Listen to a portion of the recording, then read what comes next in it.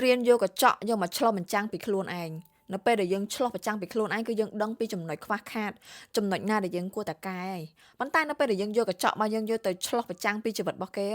យើងអត់មានពេលកែប្រែជីវិតរបស់យើងទេហើយយើងក៏អត់អភិវឌ្ឍខ្លួនឯងដែរយើងអត់ចូលចិត្តអ្នកដែលចំណែនយើងអត់ចូលចិត្តអ្នកដែលនិយាយច្រើនអ្នកដែលនិយាយអួតប៉ុន្តែចំណុចអស់ហ្នឹងពេលខ្លះក៏យើងមានដូចគ្នាតែយើងអត់ដឹង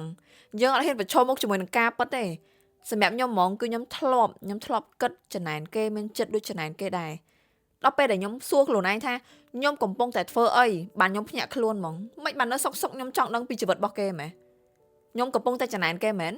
ខ្ញុំកំពុងតែចង់ដឹងរឿងគេមែនហេតុអីក៏ខ្ញុំអត់យកអាពេលវេលាដែលខ្ញុំកំពុងតែចង់ចេះដឹងរឿងគេ search មើលជីវិតរបស់គេហ្នឹង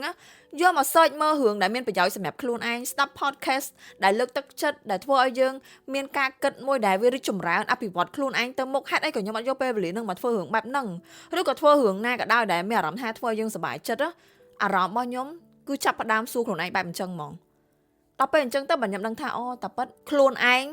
ស្អប់មនុស្សបែបហ្នឹងតែតាប៉ិតខ្លួនឯងក៏មិនអញ្ចឹងដូចគ្នាភាគច្រើនគឺយើងមើលពីកំហុសអ្នកដទៃតែយើងអត់ដែលមើលពីកំហុសខ្លួនឯងទេភាគច្រើនមើលពីចំណុចខ្វះខាតរបស់គេតែអត់ដែលមើលឃើញចំណុចខ្វះខាតរបស់ខ្លួនឯងទេមនុស្សខ្លះចូលចិត្តនិយាយជន់គេលើកខ្លួនឯងទាំងតែពេលខ្លះខ្លួនឯងធ្វើមិនបានមកចំណិតគេផងដែលយើងធ្វើ self reflection ហ្នឹងមានន័យថាយើងកំពុងតែស្មោះត្រង់ជាមួយនឹងខ្លួនឯងហើយស្មោះត្រង់ជាមួយនឹងអារម្មណ៍ខ្លួនឯងមនុស្សខ្លះចង់តែឈ្នះគេប៉ុន្តែអត់ទាន់នឹងឈ្នះអារម្មណ៍ខ្លួនឯងអត់ទាន់នឹងយកឈ្នះខ្លួនឯងបានផងតែចង់តែឈ្នះគេចង់ទៅយកឈ្នះជីវិតរបស់គេមិនបាច់ទៅចង់ឈ្នះជីវិតរបស់គេទេ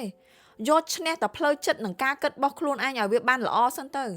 ខ្ញុំរហងៃនេះគឺខ្ញុំប្រឹងយកឈ្នះខ្លាំងហើយចាំថានៅពេលដែលយើងស្មោះត្រង់ជាមួយនឹងខ្លួនឯងគ្មានអ្នកណាគេយកចំណុចខ្សោយរបស់យើងយកមកវាយប្រហារយើងបានទេហើយក៏គ្មានអ្នកគេម្នាក់អាចមករារាំងការលូតលាស់របស់យើងបានដែរការរីកចម្រើនពិតប្រាកដគឺនៅពេលដែលយើងស្ងប់ស្ងាត់នៅពេលដែលយើងកាន់តែស្ងប់ស្ងាត់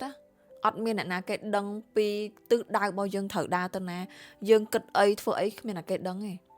ខែពីខ្លួនយើងពីមុនមក